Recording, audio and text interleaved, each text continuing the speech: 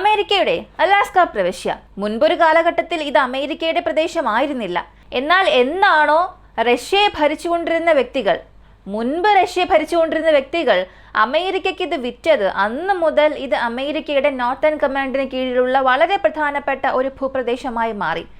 ഇത്തരം അലാസ്ക അമേരിക്കയെ ഒരു മതില് പോലെ സംരക്ഷിക്കുന്നു എന്ന് പറഞ്ഞാൽ നിങ്ങളെ കൊണ്ട് വിശ്വസിക്കാൻ സാധിക്കില്ല. പക്ഷെ അതാണ് സത്യം. കാരണം സോവിയറ്റ് യൂണിയൻ കാലം മുതൽ ഇന്ന് മോഡേൺ ഡേ റഷ്യയിൽ നിന്നും വരുന്ന ബാലിസ്റ്റിക് മിസൈൽസിനെയും ഹൈപ്പർസോണിക് മിസൈൽസിനെയും ട്രാക്ക് ചെയ്യുന്നതിന് വളരെ പ്രധാനപ്പെട്ട ഹബ്ബായി അലാസ്ക ഉപയോഗിക്കുന്നുണ്ട്.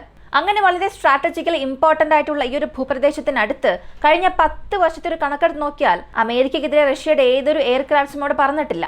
എന്നാൽ കഴിഞ്ഞ 5 മാസത്തെ കണക്കെടുത്താൽ 10 തവണ അലാസ്ക എയർ സ്പേസിൽ അമേരിക്കയുടെ എയർ സ്പേസിനുള്ളിൽ നുഴഞ്ഞു കയറുന്നതിന് റഷ്യയുടെ വിമാനങ്ങൾ ശ്രമിച്ചിട്ടുണ്ട്. അതും അടുത്തിടെ Su-57 വിമാനങ്ങൾ ഈ എയർ സ്പേസ് ബ്രീച്ച് ചെയ്യാനുള്ള ശ്രമങ്ങൾ എടുത്തതായി അമേരിക്ക ഒരു കുറ്റാരോപണം നടത്തി. ഇന്നത്തെ വീഡിയോയിലൂടെ അറിയാൻ പോകുന്നത് അലാസ്ക എന്തുകൊണ്ട് അമേരിക്കയ്ക്ക് അത്രത്തോളം പ്രധാനപ്പെട്ടതായി മാറി. Su-57 അലാസ്കയ്ക്കുള്ളിലേക്ക് കയറിയാൽ അതങ്ങനെയുള്ള പ്രത്യാഘാതങ്ങളായിരിക്കും സൃഷ്ടിക്കുക. എല്ലാം ഈ വീഡിയോയിലൂടെ വിശദമായി അറിയാം.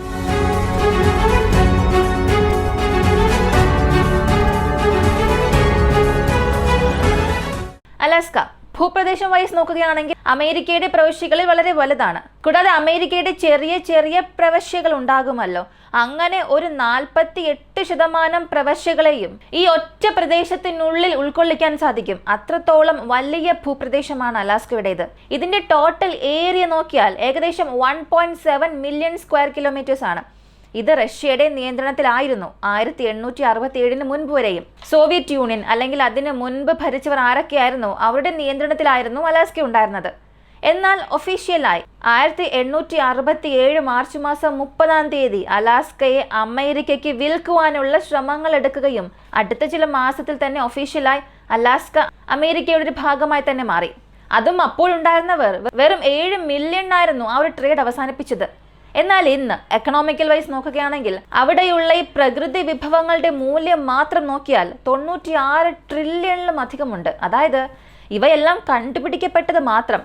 അവിടെയുള്ള ഓയിൽ റിസർവ്, ഗോൾഡ് റിസർവ്, വീണ്ടും ഒരുപാട് റെയർ എർത്ത് എലമെന്റ്സ്, മിനറൽസ് എല്ലാം ചേർത്ത് ഇതിന്റെ എല്ലാം കണക്കെടുത്താൽ ഇത്രത്തോളം ഒരു വർത്ത് ആ പ്രദേശത്തിനുണ്ട്.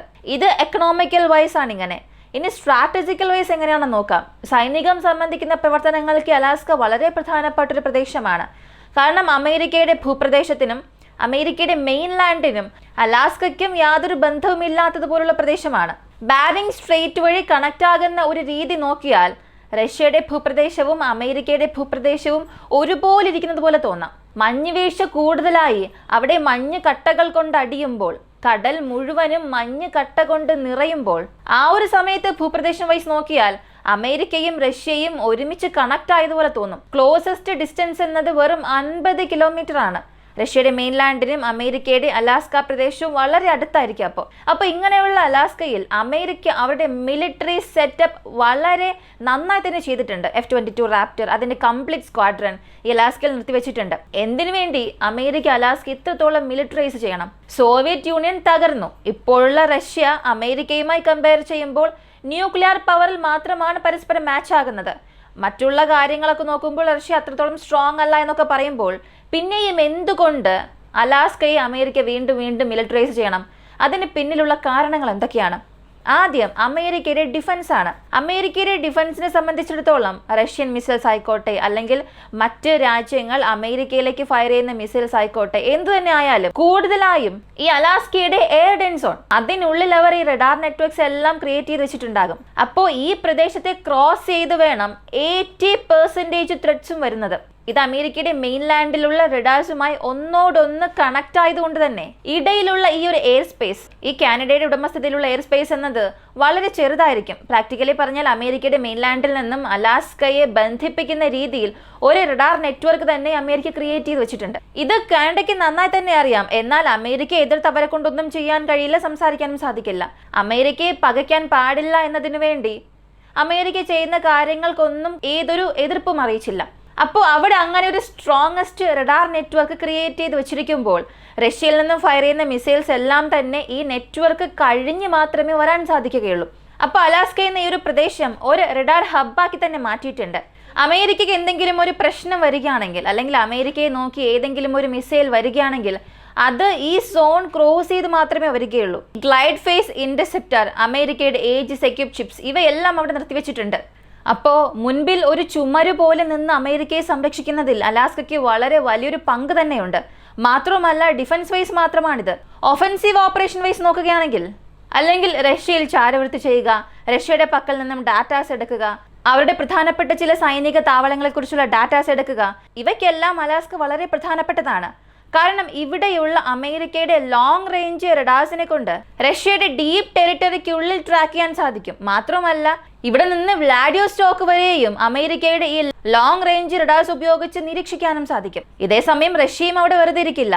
ഇതേ അലാസ്കയോട് ചേർന്നുള്ള പ്രദേശങ്ങളിൽ ഒരു വലിയ ബോംബർ ഫ്ലീറ്റ് തന്നെ തയ്യാറാക്കി വെച്ചിട്ടുണ്ട്. ബോംബർ ഓപ്പറേറ്റബിൾ ബേസും അവിടെയുണ്ട്. സോവിയറ്റ് കാലഘട്ടത്തിൽ ആക്റ്റീവായിരുന്ന ബേസസ് സോവിയറ്റ് യൂണിയന്റെ വീഴ്ചയ്ക്ക് ശേഷം വലിയ രീതിയിൽ ഉപയോഗിച്ചില്ലായിരുന്നു. എന്നാൽ 2022 റഷ്യ ഉക്രൈൻ യുദ്ധം ആരംഭിച്ചതിനു ശേഷം യുദ്ധകാല സാഹചര്യത്തിൽ ഈ ഒരു ബേസസിനെ എല്ലാം പുനർനിർമ്മിക്കാൻ തുടങ്ങി. റഷ്യയുടെ Tu-160, Tu-95 ഇങ്ങനെ എല്ലാ ബോംബേഴ്സിനെയും അവിടെ ലാൻഡ് ചെയ്യിപ്പിക്കുന്നു. ഇവിടെ നിന്നും അമേരിക്കയെ സ്ട്രൈക്ക് ചെയ്യാൻ എത്രത്തോളം മിനിമം സമയം ലഭിക്കും, ഇതെല്ലാം കാൽക്കുലേറ്റ് ചെയ്ത് ആ ബേസിനെ പൂർണ്ണമായും പുനർനിർമ്മിക്കുന്നുണ്ട്. പിന്നീട് ചൈനയുടെ ചില ബോംബേഴ്സും അതേ ബേസിൽ വന്നിറങ്ങുന്നു. അപ്പോൾ പ്രാക്ടിക്കലി നോക്കിയാൽ ഈ അലാസ്ക എന്നതൊരു സ്ട്രാറ്റജിക്കലി ഇമ്പോർട്ടൻറ്റ് ലൊക്കേഷൻ ആയതുകൊണ്ട് തന്നെ നാളെ ഇനി ഒരു പക്ഷേ ചൈനയ്ക്കും അമേരിക്കയ്ക്കും ഇടയിൽ എന്തെങ്കിലും ഒരു പ്രശ്നം വന്നാൽ, അല്ലെങ്കിൽ റഷ്യയ്ക്ക് അനുകൂലമായി ചൈന കളമിറങ്ങാൻ ശ്രമിക്കുകയാണെങ്കിൽ ഈ ബേസ് ആക്സസ് ചെയ്യുന്നതിന് വളരെ പ്രധാനപ്പെട്ട ഒരു അവസരം ഉണ്ടാകും. അപ്പോൾ F-22 റാപ്റ്റർ, F-35 ഇവ രണ്ടും അലാസ്കയിലുണ്ട്.